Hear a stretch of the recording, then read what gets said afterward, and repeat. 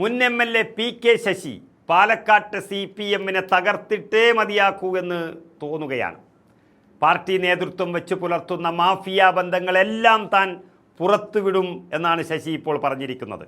അതായത് CPM-ന്റെ ഈറ്റില്ലമായി കാണുന്ന ജില്ലയാണ് പാലക്കാട് എന്ന് നമുക്കറിയാം. ആകെയുള്ള 12 നിയമസഭാ സീറ്റുകളിൽ 10ഉം ഇന്ന് ഇടതുപക്ഷത്തിൻ്റെ കൈകളിലാണ്.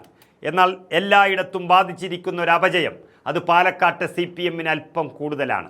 ഇപ്പോഴുള്ള നേതാക്കന്മാർ, പ്രത്യേകിച്ച് VS അച്യുതാനന്ദനൊക്കെ പാലക്കാട്ട് നിന്ന് കളമൊഴിഞ്ഞതിന് ശേഷമുള്ള അവിടുത്തെ നേതാക്കൾ പലരും ബൂഷ്വകളാണ് എന്നാണ് ശശി പറയുന്നത്.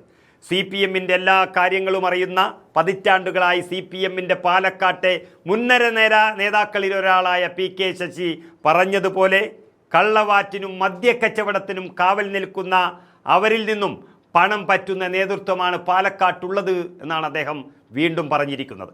അതിൽ CPM പാലക്കാട് ജില്ലാ സെക്രട്ടറി EN സുരേഷ് ബാബു പ്രധാനിയാണെന്നാണ് പി.കെ. ശശി വ്യക്തമാക്കുന്നത്. പണത്തിനും പദവിക്കും കീഴടങ്ങി കമ്മ്യൂണിസ്റ്റ് ആശയങ്ങളെ കീറിക്കളഞ്ഞ പാലക്കാട്ടെ CPM നേതൃത്വത്തിനെതിരെ അതിശക്തമായ വെളിപ്പെടുത്തലാണ് ഇപ്പോൾ പി.കെ. ശശി നടത്തിയിരിക്കുന്നത്.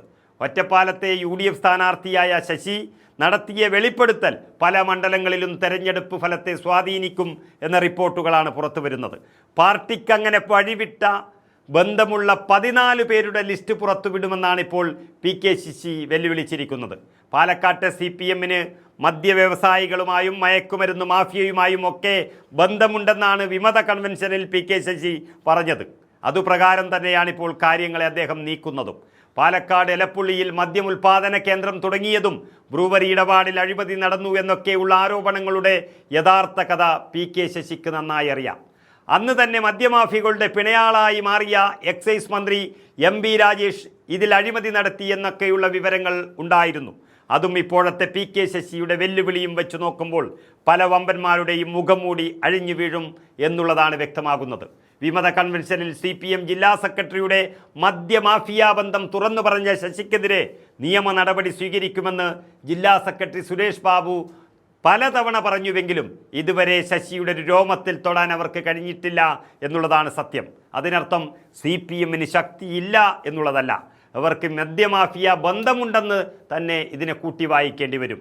ഏതായാലും പി.കെ. ശശി ചില വെളിപ്പെടുത്തലുകൾ ഏത് നിമിഷവും നടത്തിയേക്കാം. CPM പാലക്കാട് നേതൃത്വവുമായി മാഫിയ ബന്ധം പുലർത്തുന്ന 14 രാജാക്കന്മാരുടെ പേരാണ് ശശി പറയാൻ പോകുന്നത്. അതറിയാൻ പാലക്കാട് മാത്രമല്ല കേരളം തന്നെ കാത്തിരിക്കുകയാണ് ഈ തെരഞ്ഞെടുപ്പ് വേളയിൽ.